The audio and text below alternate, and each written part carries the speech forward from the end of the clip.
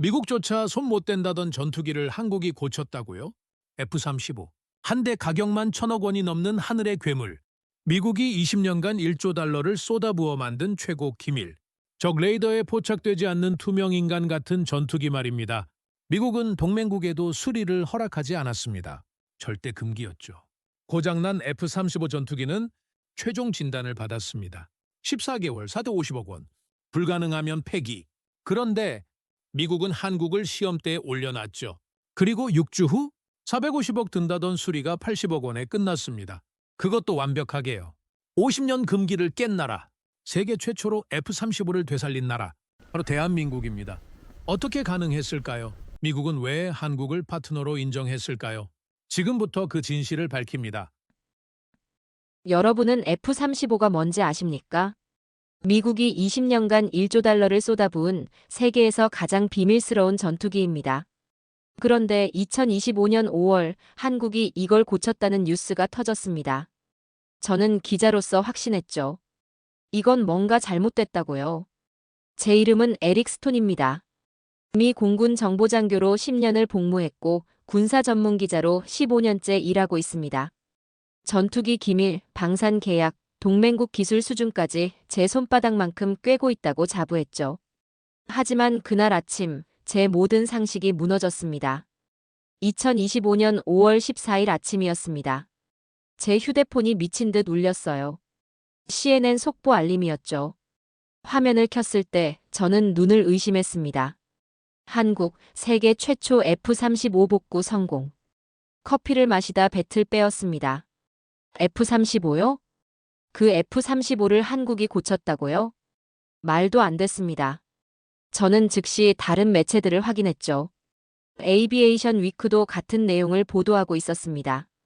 로이터, BBC, 심지어 일본 NHK까지. 전 세계 언론이 일제히 같은 뉴스를 쏟아내고 있었어요. 처음엔 농담인 줄 알았습니다. 하지만 이건 농담이 아니었습니다.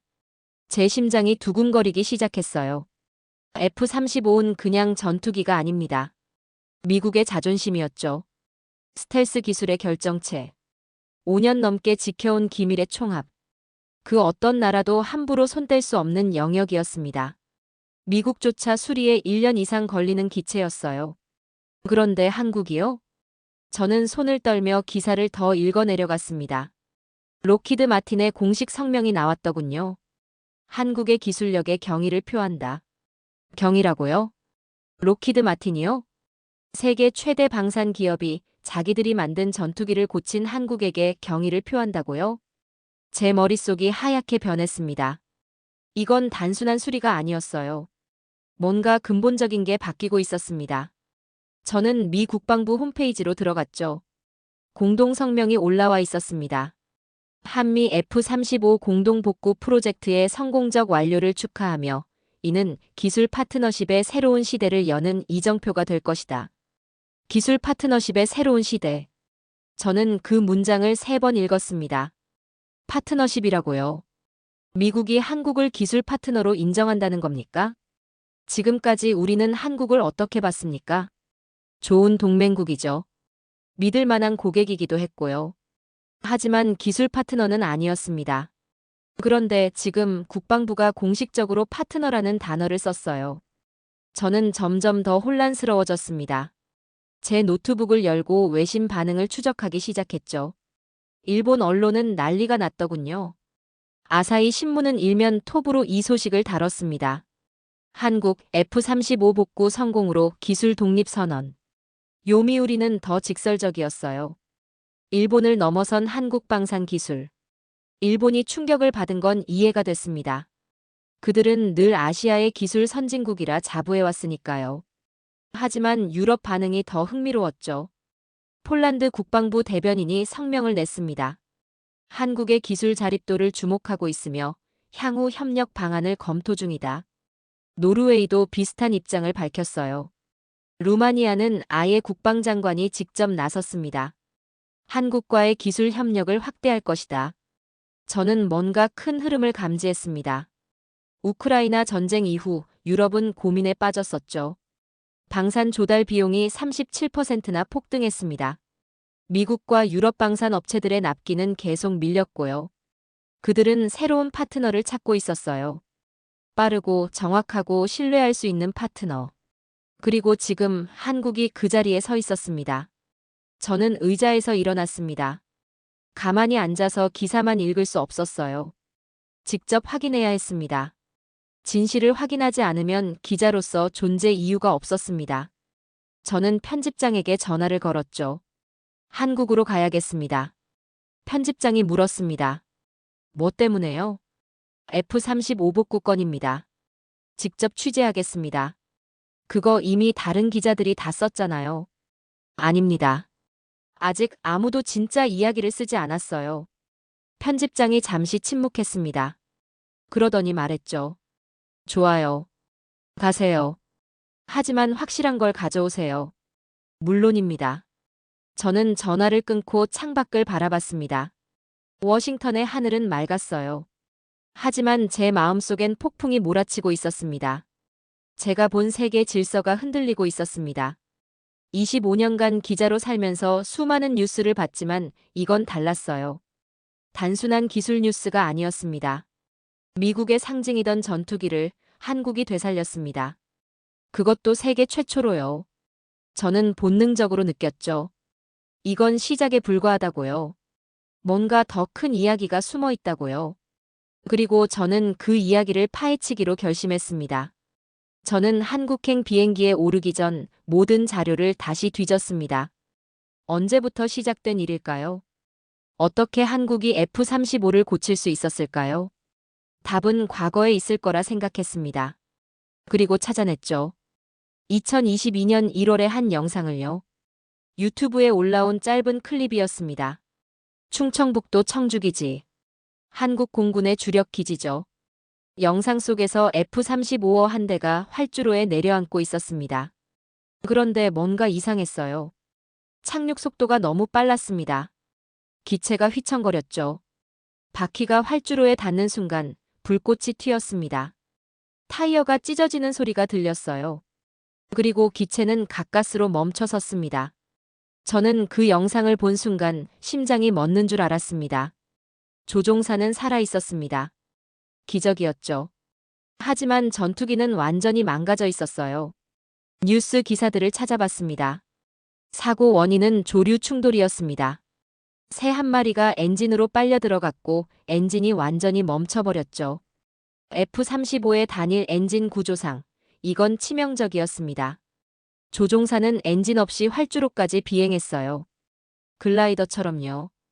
군사 전문가들은 이걸 놀라운 조종 실력이라 평가했습니다. 하지만 저는 다른 걸 봤죠. 망가진 기체를요. 저는 당시 미 공군의 평가 보고서를 입수했습니다. 군 관계자에게 받은 거였죠. 보고서는 명확했습니다. 복구 불가. 예상 복구 기간 14개월. 예상 비용 4억 5천만 원. 아니, 한국 돈으로는 450억 원이었습니다. 저는 그 숫자를 보며 코웃음을 쳤어요. 14개월이요? F-35 한 대를 새로 만드는데 걸리는 시간과 비슷했습니다. 이건 복구가 아니라 재제작 수준이었죠. 그리고 로키드 마틴의 공식 권고가 나왔습니다. 폐기 권장. 저는 그 문장을 읽으며 고개를 끄덕였습니다. 당연한 결정이었어요. F-35는 복합 소재로 만들어진 기체입니다. 스텔스 코팅, 정밀 센서, 통합 항전 시스템. 이 모든 게 손상됐다면 고치는 것보다 새로 사는 게 나았죠. 미국의 세계 최고 기술이라는 게 이런 겁니까? 고치지도 못하는 전투기를요? 저는 분노가 치밀었습니다. 1조 달러를 쏟아부은 프로그램이 새 한 마리 때문에 무용지물이 됐어요. 이게 미국 방산의 현실이었습니다. 그런데 한국 공군의 반응이 이상했습니다. 그들은 폐기를 거부했어요. 대신 이렇게 말했죠. 보관만 하겠습니다. 보관이요? 저는 그 기사를 읽으며 의아했습니다. 왜 보관한다는 걸까요? 부품 활용용으로요? 아니면 그냥 창고에 처박아 두려는 건가요? 당시엔 이해할 수 없었습니다. 하지만 지금은 알죠. 그들은 뭔가 다른 계획을 갖고 있었습니다. 저는 더 깊이 파고들었습니다. 2022년부터 2025년까지 3년간의 기록을 추적했죠. 그 기간 동안 F-35는 청주기지 경납고에 있었습니다. 언론에선 한 줄도 나오지 않았어요. 마치 존재하지 않는 것처럼요. 하지만 내부에선 뭔가 움직이고 있었습니다. 한국항공우주산업, 카이의 보고서를 찾아냈어요. 2023년 4월 작성된 문서였습니다. 제목은 이랬습니다. F-35A 손상 기체 복구 가능성 검토. 저는 그 제목을 보고 놀랐습니다. 복구 가능성이요? 로키드 마틴이 폐기 권장했던 기체를요? 보고서 내용은 더 놀라웠습니다. 카이는 자체 개발 중이던 KF-21의 복합 소재 기술을 언급했죠. KF-21 개발 과정에서 확보한 복합 소재 복구 기술을 F-35에 적용할 경우 복구 가능성이 존재함. 저는 그 문장을 3번 읽었습니다. 한국이 자체 전투기를 만들면서 배운 기술로 미국 전투기를 고치겠다고요? 이게 가능한 이야기입니까? 하지만 숫자는 더 충격적이었습니다. 예상 복구 기간 6주. 예상 비용 80억 원. 미국이 14개월 걸린다던 작업을 6주 만에요. 450억 원 들 거라던 비용을 80억 원으로요. 저는 처음엔 믿지 않았습니다. 이건 말도 안 되는 계산이었어요. 오타거나 아니면 과장이겠거니 생각했죠. 하지만 보고서는 구체적이었습니다. 복합 소재 부위별 손상 분석, 복구 공정 단계, 필요 장비 목록까지 전부 나와 있었어요. 이건 허황된 제안이 아니었습니다. 실행 가능한 계획이었죠. 저는 2023년 4월 이후의 기록을 더 뒤졌습니다. 그리고 발견했어요. 미국 국방부와 한국 국방부의 비공개 회의록을요. 누군가는 포기라 했지만 누군가는 시작이라 봤습니다. 한국은 그 폐기물을 자존심으로 바꾸려 하고 있었어요. 저는 비행기 좌석에 앉아 창밖을 바라봤습니다. 구름 위로 태평양이 펼쳐져 있었죠. 제 머릿속엔 하나의 질문만 맴돌았습니다. 어떻게 가능했을까요? 미국도 못한 일을 한국은 어떻게 해낸 걸까요? 답을 찾으러 가고 있었습니다. 인천공항에 도착한 저는 곧바로 사천으로 향했습니다. 카이 본사가 있는 곳이죠. 그곳에서 당시 복구 프로젝트를 주도했던 기술진을 만날 수 있었어요. 이름은 공개할 수 없지만 그는 KF-21 개발팀 출신이었습니다.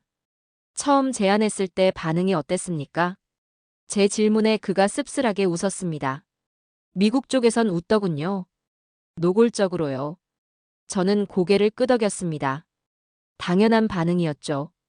한국이 F-35를 고치겠다니 누가 믿겠습니까? 하지만 그는 계속 말했습니다. 우린 KF-21 만들면서 배웠어요. 복합 소재가 뭔지, 스텔스 코팅이 어떻게 작동하는지요. 그의 목소리엔 자신감이 묻어났습니다. 저는 2023년 3월로 돌아가 봤습니다. 당시 미국은 큰 고민에 빠져 있었어요. F-35 사고 기체를 어떻게 처리할지 결정을 못 내리고 있었죠. 본국으로 가져가자니 비용이 천문학적이었습니다. 한국에 그냥 두자니 기밀 유출 위험이 있었고요. 폐기하자니 너무 아까웠습니다. 7천만 달러짜리 전투기를 그냥 버릴 순 없었죠. 바로 그때 한국항공기술연구소의 보고서가 미 국방부에 전달됐습니다. F-35A 손상 기체 복구 제안서. 200페이지가 넘는 두꺼운 문서였어요. 저는 그 문서의 일부를 입수했습니다. 내용은 놀라웠죠. 한국은 단순히 고치겠다는 게 아니었습니다. 정확한 손상 분석부터 시작했어요. 동체 복합 소재 손상률 63%, 스텔스 코팅 박리 면적 28제곱미터, 랜딩 기어 구조적 변형 12군데, 센서 시스템 오작동 17개 항목. 모든 게 구체적으로 적혀 있었습니다. 그리고 각 손상에 대한 복구 방안이 나와 있었죠. 복합 소재 부위는 KF-21에서 개발한 적층 기술로 복원. 스텔스 코팅은 국내 개발 나노 세라믹 소재 적용. 구조 변형은 정밀 교정 장비로 재정렬. 센서 시스템은 모듈 단위 교체 및 재보정. 저는 그 내용을 읽으며 숨이 막혔습니다. 이건 그냥 제안서가 아니었어요. 완벽한 실행 계획이었습니다. 하지만 미국의 반응은 차갑습니다. 록히드 마틴의 한 엔지니어는 이렇게 말했다고 하더군요. 한국이 뭘 안다고 F-35를 고친다는 거야? 냉소였습니다. 무시였죠. 그런데 누군가 계산을 해봤습니다. 미국 본토로 기체를 운송하는 비용 20억 원, 록히드 마틴 복구 비용 400억 원, 소요 기간 14개월, 총 비용 420억 원. 반면 한국 제안은 이랬습니다. 운송 비용 제로 현지 복구, 복구 비용 80억 원, 소요 기간 6주, 총 비용 80억 원. 차이가 500%였습니다. 시간은 10분의 1이었죠. 미 국방부의 누군가가 이 숫자를 보고 멈춰 섰다고 합니다. 잠깐, 이거 진짜야? 회의실 분위기가 바뀌었다고 하더군요. 비용만의 문제가 아니었습니다. 시간이 핵심이었어요. 14개월이면 F-35 한 대가 1년 넘게 전력에서 빠지는 겁니다. 한국은 24대의 F-35를 보유하고 있었죠. 한 대라도 빨리 복구되면 전력 공백이 줄어듭니다. 북한은 늘 위협이었고 중국은 점점 더 공격적으로 변하고 있었어요. 전략적으로도 한국 제안이 합리적이었습니다. 2023년 4월 미 국방부는 결정을 내렸습니다. 한미 공동복구팀을 구성한다. 저는 당시 회의록을 봤습니다. 미국 측 참석자 12명, 한국 측 참석자 8명, 록히드 마틴 기술자 5명, 카이 엔지니어 10명, 한국 공군 정비사 20명, 총 55명의 팀이 꾸려졌죠. 하지만 여전히 의구심은 남아 있었습니다. 한미 공군 대령이 물었다고 해요. 정말 할 수 있습니까? 한국 측 팀장이 대답했죠. 해보겠습니다. 그 말엔 허세가 없었다고 합니다. 조용한 확신이었다고요. 저는 당시 경납고 사진을 봤습니다. 청주기지 7번 경납고. 그곳에 F-35가 놓여 있었어요. 팀원들이 기체를 둘러싸고 서 있는 모습이 담겨 있었습니다. 미국인과 한국인이 섞여 있었죠. 그들의 표정은 진지했습니다. 이건 단순한 수리가 아니었어요. 미국은 자국의 최고 기밀을 꺼내놓는 거였습니다. F-35의 설계도, 복합 소재, 구성비, 센서 배치도까지요. 50년간 지켜온 비밀을요. 한국은 그 신뢰에 답해야 했습니다. 실행력으로요. 저는 한국 기술자와의 인터뷰를 이어갔습니다. 미국 측이 기술 자료를 공개했을 때 어땠습니까? 놀랐죠. 정말 다 보여주더라고요. 그럼 복구는 수월했겠네요. 아니요. 보는 것과 하는 건 완전히 달라요. 그의 말이 맞았습니다. 설계도가 있어도 실제로 손상된 부위를 복원하는 건 다른 문제였죠. 밀리미터 단위의 정밀도가 필요했습니다. 온도, 습도, 압력까지 전부 통제해야 했어요. 한국 팀은 KF-21에서 쌓은 경험을 쏟아부었습니다. 밤낮 없이 작업했죠. 미국 기술자들도 함께였습니다. 그들은 한국인들의 작업 방식을 보며 놀랐다고 해요. 정확하고 빠르고 집요했습니다. 그들의 자신감엔 근거가 있었습니다. 2023년 5월 첫 복구 단계가 완료됐습니다. 동체 복합 소재 복원. 미국 측 검증팀이 측정했죠. 오차 0.02mm. 완벽했습니다. 록히드 마틴 엔지니어가 중얼거렸다고 합니다. 이게 어떻게 가능하지? 가능했습니다. 한국이 해냈으니까요. 복구 작업이 본격화되자 세상이 들끓기 시작했습니다. 저는 기대했습니다. 기술적 성과가 세계를 설득할 거라고요. 하지만 현실은 달랐습니다. 정치가 먼저 움직였죠. 2023년 6월 일본 아사히 신문이 첫 포문을 열었습니다. F-35 한미 공동 복구, 기밀 유출 위험 심각. 저는 그 기사를 보고 어이가 없었어요. 기밀 유출이요? 미국이 직접 승인한 프로젝트를요? 하지만 일본은 멈추지 않았습니다. 요미우리 신문도 가세했죠. 한국의 F-35 접근, 동북아 군사 균형 위협. 심지어 NHK는 저녁 뉴스 톱으로 이 소식을 다뤘습니다. 전문가라는 사람들이 나와서 떠들었어요. 한국이 F-35 기술을 북한에 넘길 수도 있다.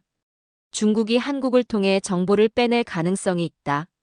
저는 화면을 보며 분노가 치밀었습니다.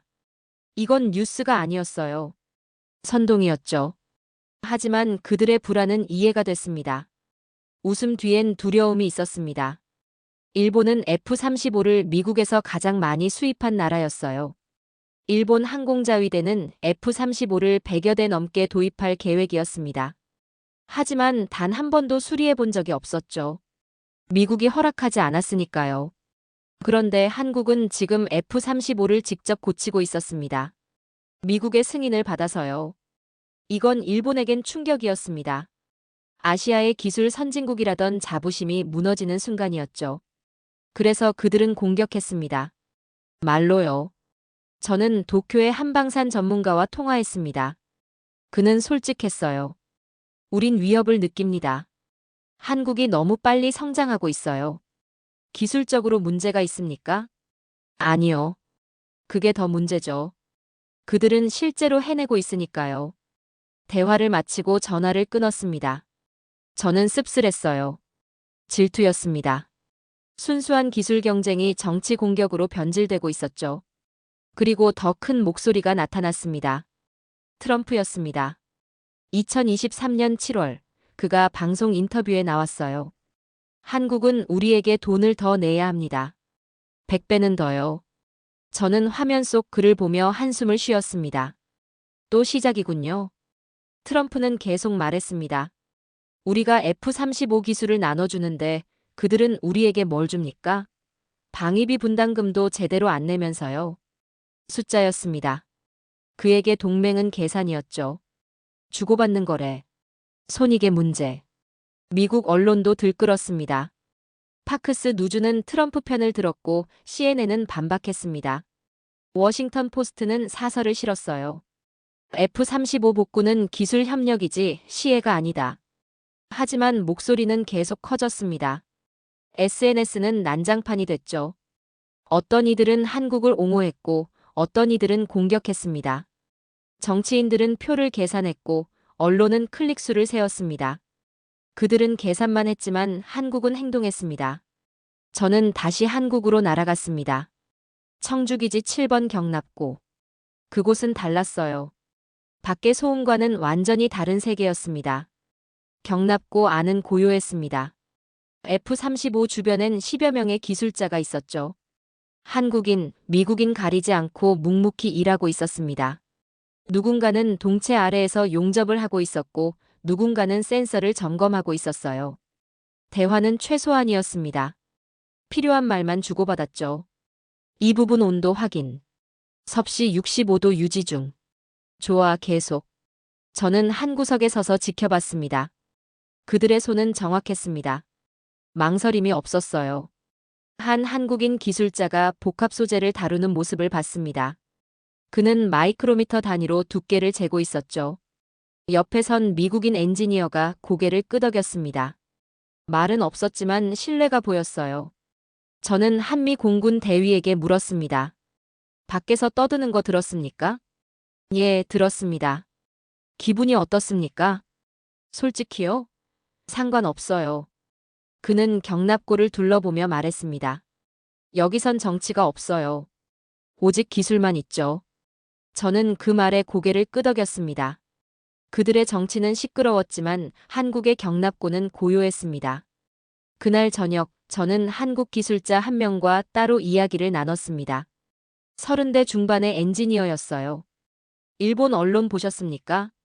네, 봤어요. 화나지 않습니까? 그가 잠시 생각하더니 대답했습니다. 처음엔 화났죠. 근데 이제는 별로요. 왜죠? 우리가 증명하면 되니까요. 그의 눈빛은 흔들림이 없었습니다. 말로 싸울 시간에 하나라도 더 고치는 게 낫죠. 저는 그 순간 깨달았습니다. 정치의 언어와 기술의 언어는 전혀 달랐습니다. 정치는 목소리로 싸웠지만 기술은 결과로 말했습니다. 한편 미국 내에서도 다른 목소리가 나오기 시작했습니다. 브루킹즈 연구소가 보고서를 냈어요. F-35 한미 공동복구 신뢰 기반 동맹의 실험. 내용은 명확했습니다. 이번 프로젝트는 단순한 기술 협력을 넘어선다. 미국이 동맹국을 진정한 파트너로 인정하는 새로운 모델이다. MIT 국제안보 프로그램 교수도 칼럼을 썼죠.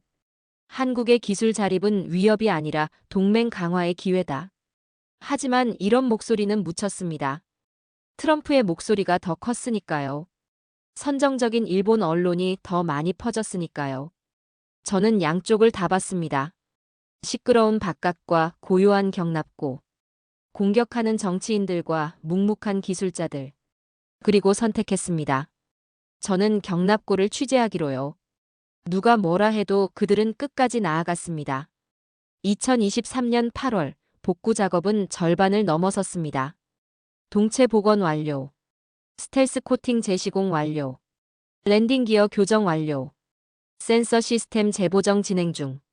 미국 측 검증팀이 매주 점검했지만 문제는 없었습니다. 오히려 예상보다 빨랐죠. 6주 예정이던 작업이 5주 만에 끝날 것 같았습니다. 록히드 마틴의 한 기술 책임자가 저에게 말했습니다. 솔직히 처음엔 의심했어요. 근데 이제는 인정합니다. 뭘 인정합니까? 그들은 진짜예요. 말만 하는 게 아니라 실제로 해내죠. 저는 그 말을 노트에 적었습니다. 그리고 경납고를 다시 바라봤어요. 밤이었지만 불은 꺼지지 않았습니다. 작업은 계속됐죠. 세상이 떠들든 말든 그들은 멈추지 않았습니다. 2023년 9월 F-35 복구가 완료됐습니다. 예정보다 일주일 빨랐죠. 시험 비행은 10월 초로 잡혔습니다. 저는 그 순간을 놓치고 싶지 않았어요. 청주기지 활주로 옆 관제탑 앞에 섰습니다. 한국 공군 조종사가 조종석에 올랐죠. 엔진이 점화됐습니다. 낮고 깊은 소리가 울려 퍼졌어요. F-35가 활주로로 나왔습니다. 3년 전 이 기체는 죽어 있었습니다. 미국이 포기했던 기체. 폐기 권고를 받았던 전투기. 그런데 지금 다시 살아났습니다. 가속. 이륙. 기체가 하늘로 치솟았습니다. 저는 숨을 멈췄어요. 완벽했습니다. 옆에 서 있던 미 공군 대령이 중얼거렸습니다. 믿기지가 않네. 저도 같은 생각이었습니다.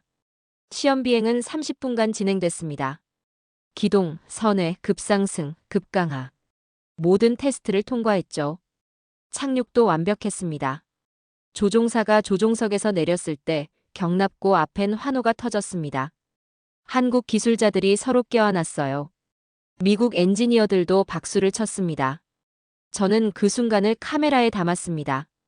국적이 다른 사람들이 하나의 성취를 나누고 있었어요. 하지만 진짜 변화는 그 뒤에 시작됐습니다.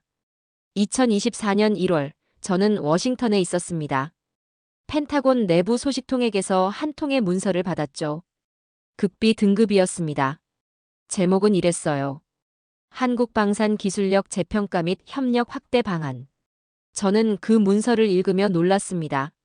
첫 페이지에 이런 문장이 있었어요. 한국은 더 이상 기술 수혜국이 아닌 핵심 기술 파트너로 재분류한다. 파트너. 그 단어가 공식 문서에 명시된 겁니다. 저는 계속 읽어내려갔죠.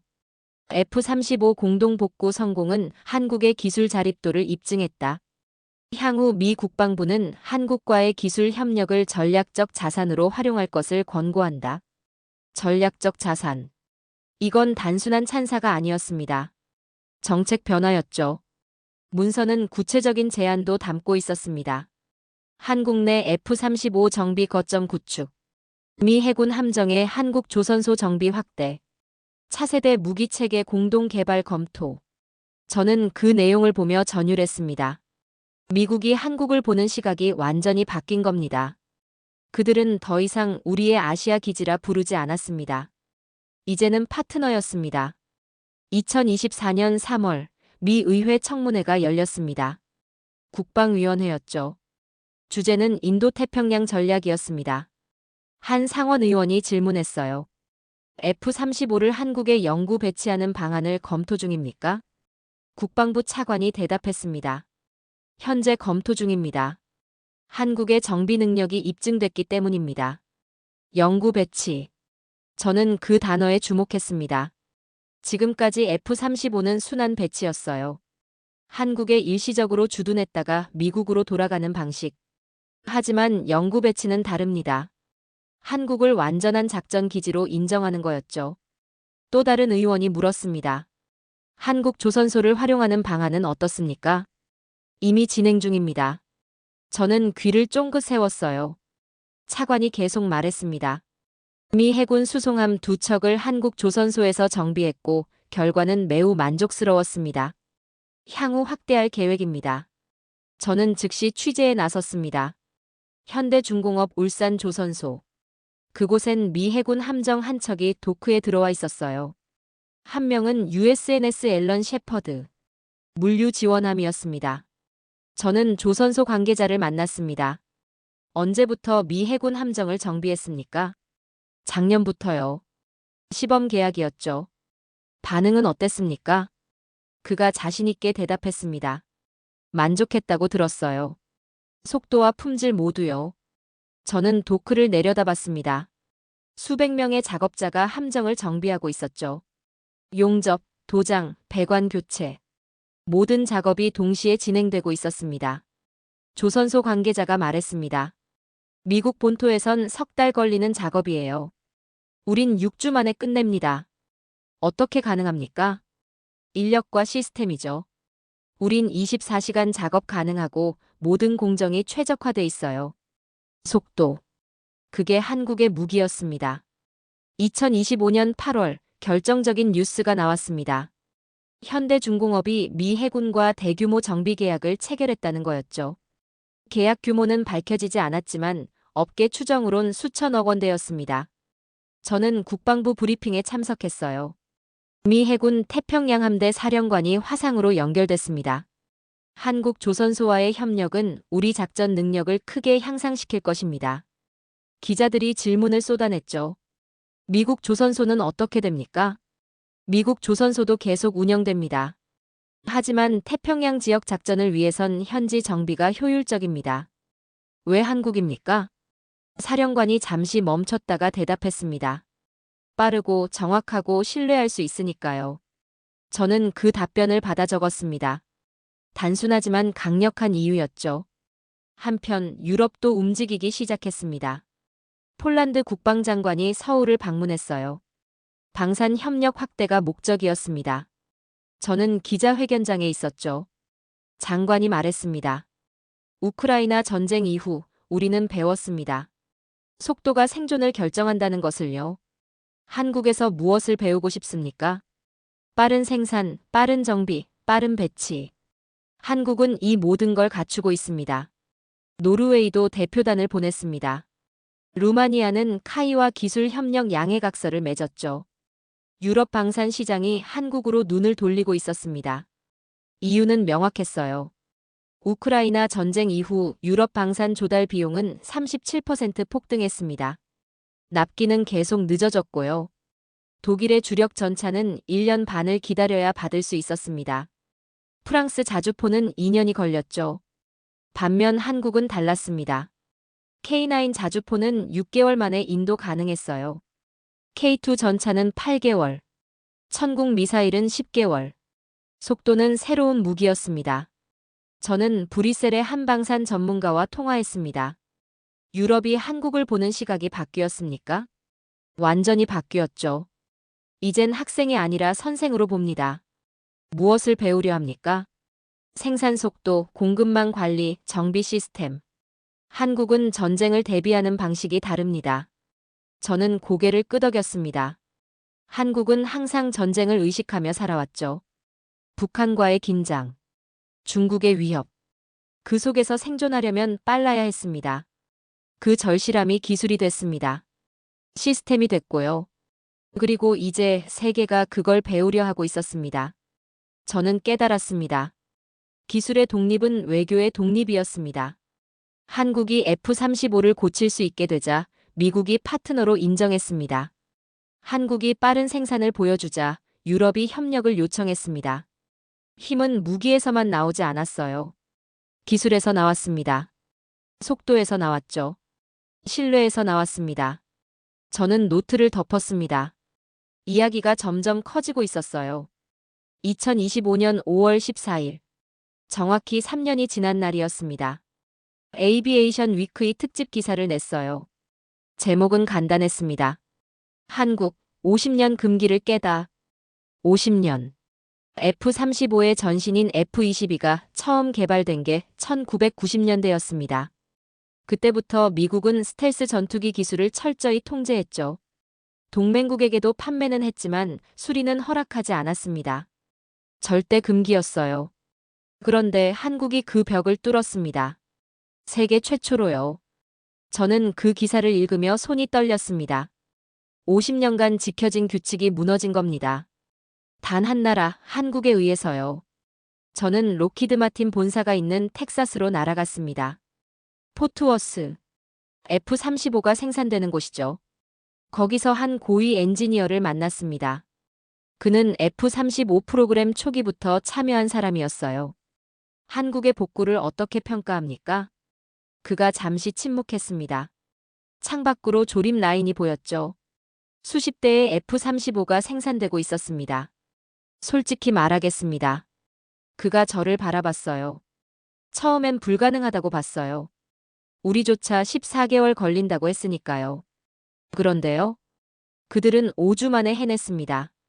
그것도 완벽하게요. 그의 목소리엔 감탄이 묻어났습니다. 우린 인정해야 했어요. 그들은 더 이상 고객이 아니라 협력자라는 걸요. 협력자. 저는 그 단어를 노트에 적었습니다. 록히드 마틴이 한국을 재분류했다는 의미였죠. 공식 평가는 어떻게 됐습니까? 그가 서랍에서 문서 하나를 꺼냈습니다. 회사 로고가 박힌 공식 보고서였어요. 한국방산기술력 평가 보고서. 2025년 4월 작성. 저는 그 문서를 받아들었습니다. 첫 페이지를 펼쳤죠. 요약 부분에 이렇게 적혀 있었습니다. 한국은 F-35 복구를 통해 기술적 자립을 입증했다. 향후 협력 관계를 고객에서 파트너 단계로 격상할 것을 권고한다. 파트너 단계. 저는 계속 읽어내려갔습니다. 복합 소재 기술, 스텔스 코팅 기술, 정밀 센서 통합 기술 모두 세계 최상위 수준으로 평가된다. 세계 최상위. 록히드 마틴이 한국 기술에 이런 평가를 내렸다는 게 믿기지 않았어요. 엔지니어가 말했습니다. 그들은 이제 경쟁자입니다. 위협으로 느끼십니까? 아니요. 그가 고개를 저었어요. 오히려 기회죠. 우리가 함께하면 더 강해질 수 있으니까요. 저는 텍사스를 떠나 워싱턴으로 돌아왔습니다. 펜타곤에서 새로운 소식이 들렸죠. 미 국방부가 한국의 기술 등급을 격상시켰다는 겁니다. 3단계에서 4단계로요. 저는 국방부 대변인에게 물었습니다. 기술 등급이 뭡니까? 동맹국의 방산 기술 수준을 분류하는 내부 체계입니다. 4단계는 어느 정도입니까? 대변인이 설명했습니다. 1단계는 기본 정비만 가능한 수준. 2단계는 부품 생산 가능. 3단계는 일부 시스템 개발 가능. 4단계는요. 그가 잠시 멈췄습니다. 핵심 기술을 자체 개발하고 미국과 대등한 협력이 가능한 수준입니다. 대등한 협력. 저는 그 표현에 주목했습니다. 현재 4단계 국가가 몇 개입니까? 영국, 프랑스, 독일. 그리고 이제 한국입니다. 한국이 유럽 선진국과 같은 등급에 올라선 겁니다. 저는 이게 얼마나 대단한 일인지 알았어요. 20년 전만 해도 한국은 1단계였습니다. 외국에서 무기를 사다 쓰는 나라. 기술은 없고 돈만 있는 고객. 하지만 지금은 달랐죠. 스스로 만들고 스스로 고치고 심지어 다른 나라를 도울 수 있는 수준. 그리고 더 놀라운 소식이 터졌습니다. 2025년 6월 경남 사천. 카이 본사 앞에 기자들이 몰려들었어요. 저도 그중 한 명이었죠. 회사가 긴급 브리핑을 발표한다고 했습니다. 회의실에 100여 명의 기자가 모였습니다. 카이 대표이사가 단상에 올랐어요. 오늘 여러분께 중요한 발표를 하겠습니다. 화면이 켜졌습니다. 검은 기체 하나가 나타났죠. 날렵한 형상. 각진 동체. 스텔스 설계가 명확했습니다. 대표이사가 말했습니다. LOWUS. 한국형 스텔스 무인 전투기입니다. 회의실이 술렁였어요. 저도 놀라서 자리에서 일어날 뻔했습니다. 스텔스 무인기라고요? 대표이사가 설명을 이어갔습니다. 지난 5년간 비밀리에 개발해왔습니다. F-35 복구 과정에서 습득한 스텔스 기술을 적용했죠. 화면이 바뀌었습니다. LOWUS의 재원이 나타났어요. 전장 12m, 날개폭 8m, 최대 속도 마하 0.9, 작전 반경 1000km. 무장은 어떻게 됩니까? 한 기자가 물었습니다. 내부 무장창에 공대지 미사일 4발 또는 정밀 유도폭탄 2발 탑재 가능합니다. 저는 급히 노트에 받아 적었습니다. 이건 단순한 정찰기가 아니었어요. 실전 무인 전투기였습니다. 언제 공개됩니까? 올해 10월 서울국제항공우주 및 방위산업 전시회에서 실물을 공개할 예정입니다. 회의실이 다시 술렁였죠. 저는 옆에 앉은 일본 기자를 봤습니다. 그의 얼굴은 굳어 있었어요. 유럽 기자들은 서로 수군거렸습니다. 미국 기자들도 놀란 표정이었죠. 브리핑이 끝난 뒤 저는 카이 관계자를 따로 만났습니다. F-35 복구가 로우스 개발에 도움이 됐습니까? 물론이죠. 스텔스 형상 설계, 레이더 흡수 재료, 센서 통합 기술. 모든 걸 배웠어요. 미국은 알고 있습니까? 당연히 알고 있죠. 우린 기밀을 훔친 게 아니에요. 협력하며 배운 겁니다. 그의 목소리는 당당했습니다. 그들은 F-35를 맡겼고 우린 고쳤어요. 그 과정에서 우리 기술도 발전한 거죠. 저는 고개를 끄덕였습니다. 정당한 기술 이전이었어요. 훔친 게 아니라 배운 겁니다. 일한 대가로 얻은 지식이었죠. 저는 다시 미국으로 돌아왔습니다. 펜타곤의 반응을 확인하고 싶었어요. 국방부 대변인을 만났습니다. LOWUS에 대해 알고 계십니까? 물론입니다. 우려는 없습니까? 그가 고개를 저었습니다. 왜 우려해야 하죠? 그들은 동맹국입니다. 기술 유출 문제는요?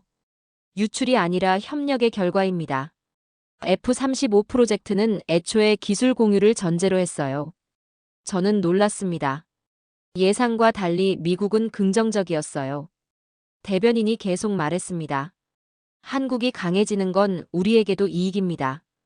인도태평양에서 믿을 수 있는 파트너가 강력해지는 거니까요. 전략적 판단이었습니다. 중국을 견제하려면 한국이 필요했죠. 강한 한국이요. 저는 모든 퍼즐이 맞춰지는 걸 느꼈습니다. F-35 복구는 단순한 수리가 아니었습니다. 한국의 기술력을 증명하는 시험이었고 미국과의 관계를 재정립하는 계기였죠. 그리고 그 결과 한국은 스텔스 무인기를 만들게 됐습니다. 그들은 불가능을 고쳤고 이제 불가능을 만들고 있었습니다. 저는 노트북을 열고 기사를 쓰기 시작했습니다. 제목은 이미 정해져 있었어요. 한국 50년 금기를 넘어 새로운 시대를 열다. 이건 단순한 기술 이야기가 아니었습니다. 선언이었죠. 한국이 세계에 던진 조용하지만 강력한 선언. 우리도 할 수 있다는. 우리도 만들 수 있다는. 더 이상 따라가는 나라가 아니라 앞서가는 나라가 됐다는 선언이었습니다. 2025년 8월 트럼프가 다시 나타났습니다. 파크스 누주 저녁 인터뷰였어요. 저는 호텔방에서 그 방송을 봤습니다. 그가 말했죠. 한국은 미국에 더 내야 합니다. 훨씬 더요. 또 시작이군요. 저는 한숨을 쉬었습니다. 그는 계속 말했어요. 우리가 그들을 지켜주는데 그들은 공짜로 누리고 있습니다. F-35도 우리가 만들어준 거 아닙니까? 앵커가 물었습니다. 하지만 한국이 F-35를 수리했지 않습니까? 그래서 뭐요?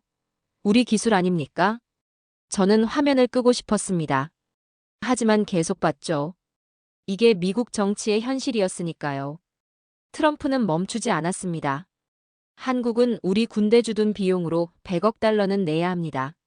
지금은 턱없이 부족해요. 100억 달러. 13조 원이 넘는 돈이었습니다. 저는 고개를 저었어요. 그는 여전히 계산만 했습니다. 동맹을 숫자로만 봤죠.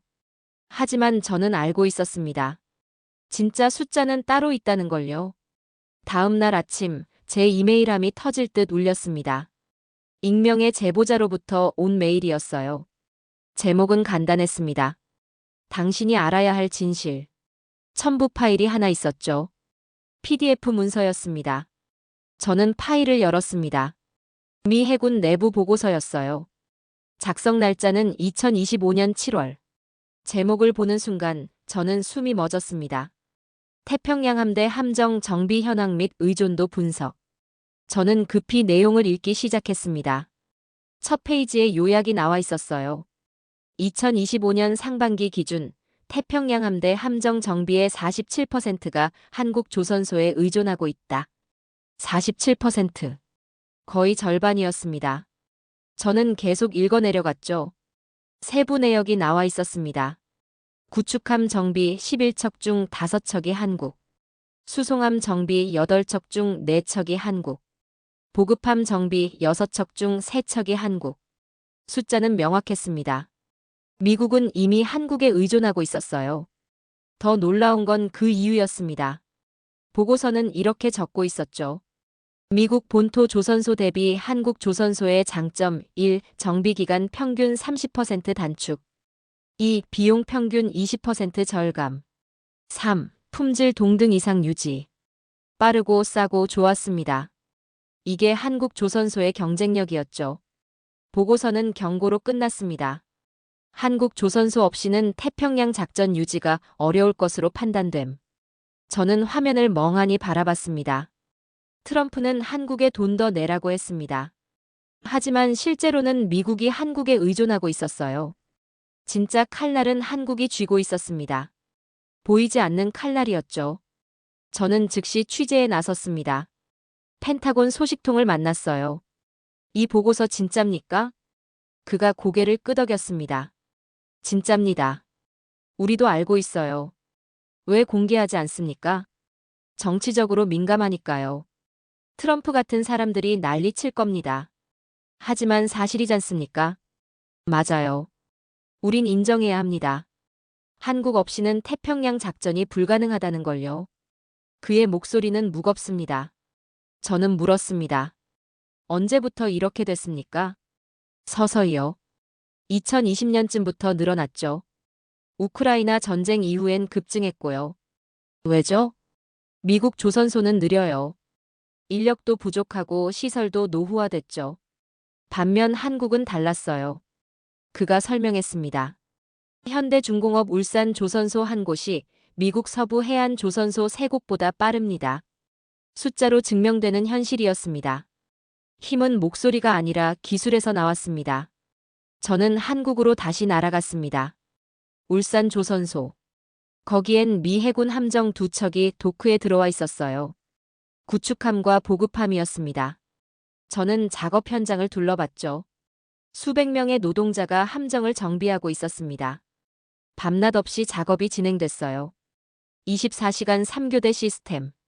모든 공정이 최적화돼 있었습니다. 현장 책임자를 만났습니다. 미 해군 함정을 많이 맡고 있습니까? 많죠.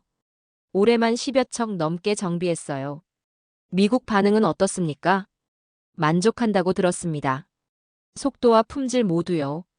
그가 자신있게 말했습니다. 우린 전쟁을 늘 대비하며 살아왔어요. 빨리 고치는 게 생존이었죠. 이제 미국의 배를 한국이 고쳤습니다.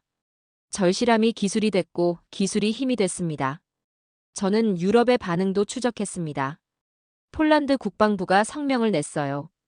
한국과의 방산 협력을 더욱 확대할 것이다. 구체적인 내용도 나왔습니다. K9 자주포 추가 도입 50대. 천궁 방공 미사일 시스템 도입 검토. KF-21 공동 개발 참여 논의. 노르웨이도 움직였습니다. 해군 함정 정비를 한국 조선소에 맡기기로 했죠. 루마니아는 한국과 기술 협력 센터를 설립했습니다. 유럽이 한국에서 배우기 시작한 겁니다. 저는 브뤼셀의 방산 애널리스트와 통화했어요. 유럽이 한국을 어떻게 봅니까? 더 이상 아시아의 신흥국이 아닙니다.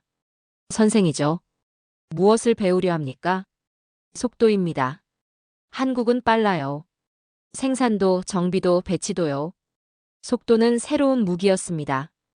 우크라이나 전쟁이 증명했죠. 전쟁에서 속도는 생존을 결정합니다. 빨리 생산하고, 빨리 보급하고, 빨리 수리하는 나라가 이깁니다. 유럽은 그걸 뒤늦게 깨달았어요. 그리고 한국에서 답을 찾았습니다. 저는 통계 자료를 정리했습니다. 유럽의 한국 방산 수입은 2024년 대비 16% 증가했습니다. 2025년 상반기에만 100억 유로를 넘어섰죠. 폴란드는 한국산 무기 비중을 40%까지 늘렸습니다. 노르웨이는 해군 현대화 사업의 30%를 한국과 협력했어요. 루마니아는 육군 장비 절반을 한국산으로 교체 중이었습니다. 숫자는 거짓말하지 않았습니다. 세계가 움직이고 있었어요. 방산과 조선의 패권이 조용히 이동하고 있었습니다. 미국 언론도 이걸 놓치지 않았습니다. 뉴욕타임스가 특집 기사를 냈어요. 한국, 조용한 방산 강국으로 부상. 월스트리트 저널도 분석 기사를 실었습니다. 태평양 군사력의 새로운 축, 한국. CNN은 다큐멘터리를 제작했죠. 한국 방산의 비밀 속도와 기술. 저도 그 다큐멘터리 제작에 참여했습니다. 취재하며 느꼈던 걸 전부 담았어요. 한국이 어떻게 여기까지 왔는지, 어떻게 불가능을 가능으로 바꿨는지, 그리고 이제 어디로 가고 있는지요. 방송이 나간 뒤 반응이 뜨거웠습니다. 시청자 댓글이 쏟아졌죠.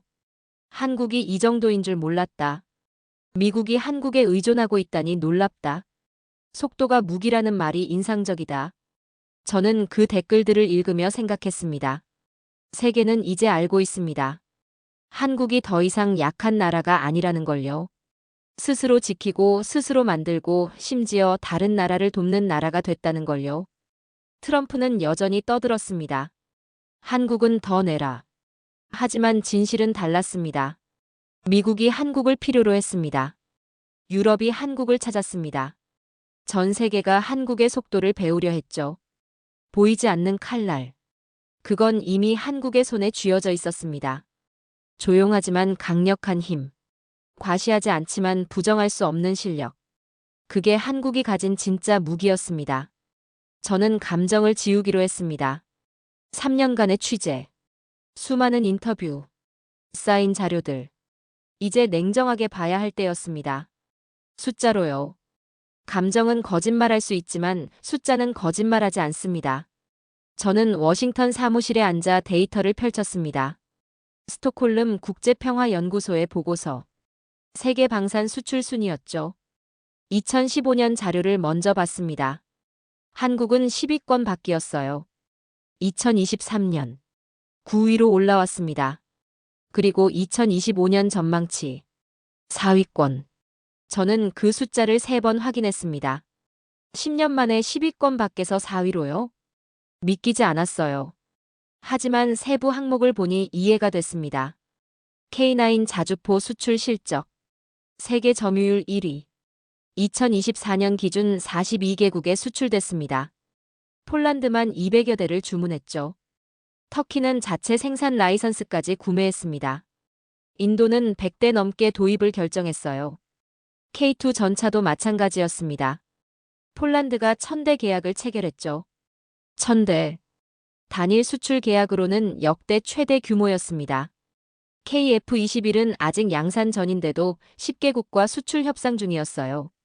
인도네시아는 공동 개발에 참여했고 필리핀과 말레이시아는 도입 의사를 밝혔습니다.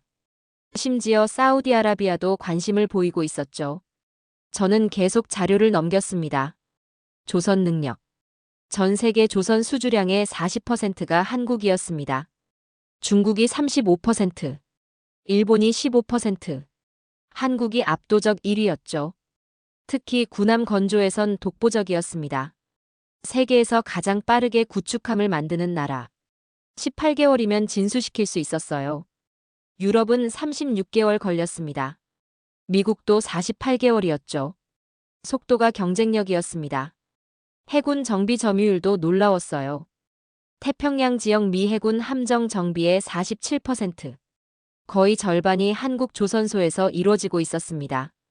현대중공업, 삼성중공업, 한진중공업. 이 세 곳이 미 해군을 지탱하고 있었죠. 저는 일본과 비교해봤습니다. 2020년까지만 해도 일본이 앞서 있었어요. 방산 수출 순위에서 한국보다 2계단 위였습니다. 하지만 2025년 역전됐습니다. 한국이 일본을 추월했죠. 아시아 1위가 됐습니다. 저는 그래프를 보며 놀랐습니다. 성장 곡선이 가팔랐어요. 특히 2022년 F-35 사고 이후 급상승했습니다. 우연이 아니었죠. 그 사건이 전환점이었습니다. 한국이 불가능을 증명한 순간부터 세계가 한국을 다르게 보기 시작했습니다. 저는 경제 지표도 확인했습니다. 한국 방산 기업들의 매출 2025년 상반기 기준 전년 대비 60% 증가. 주가도 폭등했죠. 한화에어로스페이스는 3배 올랐습니다. 카이는 4배. 현대로템은 2배 반. 투자자들이 알아본 겁니다.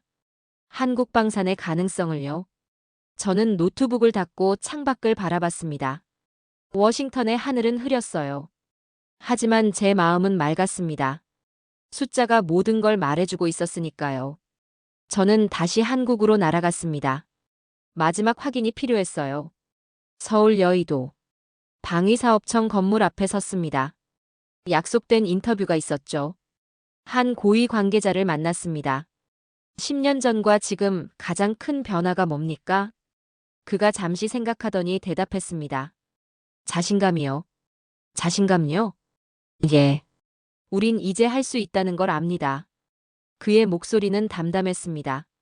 과장이 없었어요. 10년 전엔 외국에서 사는 게 당연했죠. 지금은 우리가 만듭니다. 우리가 고치고요. 그리고 우리가 팔죠. 저는 고개를 끄덕였습니다. 어떻게 가능했습니까? 절실했으니까요. 그가 설명했습니다. 북한은 늘 위협이었어요. 중국도 점점 커졌죠. 우린 선택지가 없었습니다. 스스로 강해지거나 아니면 계속 의존하거나. 그래서 강해지기로 한 겁니까? 네. 그리고 해냈죠. 저는 그 말을 되새겼습니다. 절실함이 기술이 됐고 기술이 힘이 됐습니다. 인터뷰를 마치고 사천으로 향했습니다. 카이 본사. 마지막으로 확인하고 싶은 게 있었어요. LOWUS 개발팀을 만났습니다. 언제 실전 배치됩니까? 2027년 목표입니다. 해외 수출은요? 이미 5개국과 협상 중입니다. 팀장이 자신있게 말했습니다. F-35 복구는 우리에게 자신감을 줬어요. 우리도 세계 최고 수준이 될 수 있다는 걸요. 저는 경납고 안을 둘러봤습니다. LOWUS 시제기가 놓여 있었어요. 검은 기체, 날렵한 형상, 스텔스 설계. 저는 그 기체를 보며 전율했습니다. 한국이 만든 스텔스 무인기. 10년 전엔 상상도 못할 일이었죠. 하지만 지금 현실이 됐습니다. 저는 서울로 돌아왔습니다. 호텔방에 앉아 마지막 원고를 쓰기 시작했어요. 3년간의 취재를 정리하는 글. 제목은 이미 정해져 있었습니다. 한국, 조용히 세계를 바꾸다. 저는 키보드를 두드렸습니다. 2022년 1월 한 대의 F-35가 추락했다. 미국은 포기했고 세계는 외면했다. 하지만 한국은 달랐다. 그들은 도전했고 결국 해냈다. 문장이 술술 나왔어요. 3년 뒤 그 전투기는 다시 하늘을 날았다. 세계 최초였다. 50년 금기가 깨지는 순간이었다. 저는 계속 썼습니다. 하지만 진짜 이야기는 그 뒤에 있었다. F-35 복구는 시작에 불과했다. 한국은 방산 강국으로 부상했다. 조선 능력 세계 1위. 방산 수출 4위. 미 해군 정비 점유율 47%. 숫자들을 나열했습니다. 감정이 아닌 팩트로 증명하는 글이었죠. 일본을 추월했고 유럽과 어깨를 나란히 했다. 미국도 인정했다. 한국은 더 이상 고객이 아니라 파트너였다. 저는 마지막 문장을 고민했습니다. 어떻게 끝내야 할까요? 창밖을 바라봤어요. 서울의 야경이 펼쳐져 있었습니다. 밝게 빛나는 도시. 그 불빛 하나하나가 누군가의 노력이겠죠. 기술자, 엔지니어, 노동자, 군인. 이름 없는 수많은 사람들이 만든 결과. 저는 마지막 문장을 썼습니다. 강함은 과시하지 않는다. 한국은 말이 아닌 실력으로 증명했다. 조용히 그러나 세계를 바꿨다. 마침표를 찍었습니다. 저는 원고를 읽어 내려갔어요. 만족스러웠습니다. 편집장에게 원고를 보냈죠. 10분 뒤 전화가 왔습니다. 에릭, 이거 대단한데요. 개재 가능합니까? 물론이죠. 일면 톱으로 가겠습니다. 저는 전화를 끊고 깊게 숨을 들이마셨습니다. 3년간의 여정이 끝났습니다. 처음엔 의심으로 시작했어요. 한국이 F-35를 고쳤다는 뉴스를 믿을 수 없었죠. 하지만 취재하며 깨달았습니다. 이건 단순한 수리가 아니었다고요. 한 나라의 도약이었습니다. 불가능을 가능으로 바꾼 이야기. 약자가 강자가 된 과정. 그리고 그 모든 게 숫자로 증명됐습니다. 방산 수출 10위권 밖에서 4위로. 조선 능력 세계 1위. 아시아 1위. 미국의 파트너. 유럽의 선생. 한국은 더 이상 추격자가 아니었습니다. 선도자가 됐죠. 저는 창밖을 다시 바라봤습니다. 서울의 불빛이 더 밝게 느껴졌어요. 그리고 생각했습니다. 이 이야기를 세계에 알려야겠다고요. 한국이 어떻게 여기까지 왔는지, 어떻게 조용히 세계를 바꿨는지요. 숫자가 증명하는 진실. 말이 아닌 실력으로 보여준 힘. 그게 바로 한국이었습니다. 불가능을 가능으로 바꾼 대한민국. 조용히, 그러나 확실하게 세계를 바꿔온 우리의 이야기였습니다. 말이 아닌 실력으로, 과시가 아닌 결과로 증명해낸 대한민국의 저력. 숫자가 말해주는 진실, 기술이 보여주는 자신감. 이제 우리는 더 이상 따라가지 않습니다. 앞서 나갑니다.